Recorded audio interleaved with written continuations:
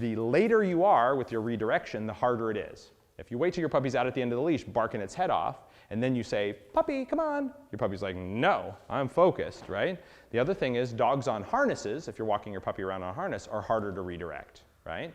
Because they feel that harness, they lean into it, now they want to go forward, you're trying to pull them, they want to go the other way more, and because we do restraint and things on harnesses for restrained recalls and restrained play, they can get fired up when you're holding them back on a harness, and so they can be harder to redirect. So when you're walking puppies around on harnesses, it's even more important that you be preemptive, that you redirect them before they have a chance to get fixated on something in the environment.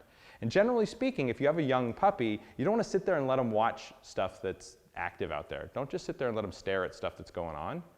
That's where they decide to go off, right? So if I sit there with my dog and somebody's out on the field throwing the ball for their dog, and my puppy's watching, and I just stand there and hold my puppy back and let my puppy watch that, that's very quickly going to turn into my puppy lunging and barking and everything else. He's like, oh, what's that, right? So anytime your puppy's hard staring at something, like, what's that?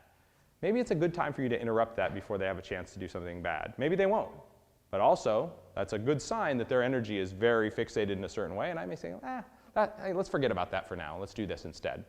And so the drill that we're going to do to make this easier when we get into these situations starts with just a simple name recognition drill, right? So one of the first things I do with my young dogs is I teach them what their name is, right?